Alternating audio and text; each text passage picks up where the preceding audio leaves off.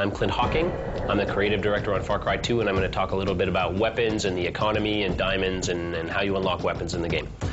First of all, we have over 30 weapons in the game.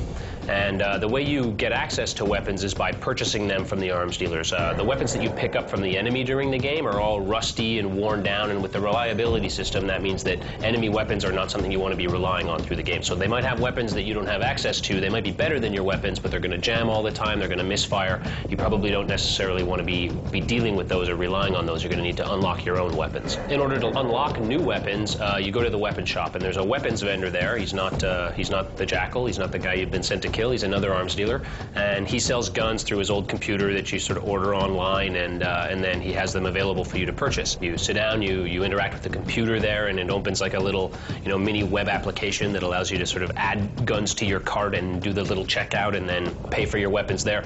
Purchasing the weapon unlocks for additional purchase sort of two manuals that support the weapon. The repair and maintenance manual, which increases the weapon's reliability and allows it to last longer in battle, and then the operations manual, which increases its damage, I think. Not counting your machete, you can carry 3 weapons at the same time. A primary weapon, just like rifles, sniper rifles, assault rifles, shotguns. A secondary weapon, which is like pistols, one-handed submachine guns, and special weapons like the flamethrower, machine guns, the RPG, stuff like that. For each of those classes of weapon, there's a weapons crate that you can buy that allows you to put an extra weapon in storage, and those storage crates appear at all of your safe houses in the world as you unlock them. The weapons that you unlock are brand new, so you never need to worry about them jamming very frequently. They'll still wear down over time. If you fire 10,000 rounds off with your Spaz 12, it's going to start to jam, misfire, malfunction. Eventually it'll bust in half in your hands if you abuse it too much. But the point is, now you don't need to rely on enemy weapons. You've got your own weapons. Anytime you go back to the armory, you can just grab a brand new Spaz 12 off the wall,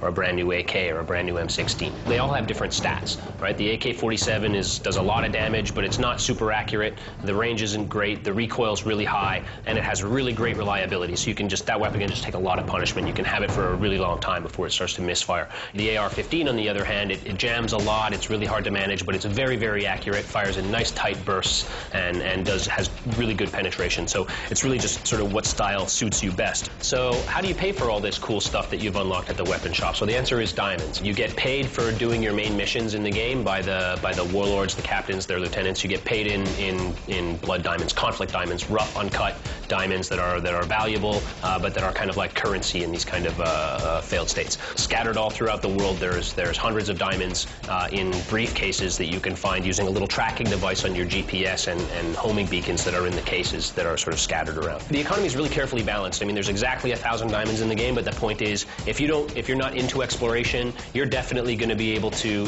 just do the main missions. You'll have enough diamonds that you can buy all of the weapons and several of the manuals, and plus some of the other equipment and cool stuff that's available. If you're a hardcore explorer and you really want to spend a lot of time in the world, you'll also be able to buy all of the weapons just through exploration, not really worrying too much about the main missions. And really, it's the other half of the diamonds that you're not getting as easily, depending on sort of which kind of player you are. It really gives you a lot more freedom how you play the game, and sort of gives you a lot of flexibility in the decisions that you make. And I think for Far Cry 2, having flexibility to change your mind on the fly is a really important part of the game.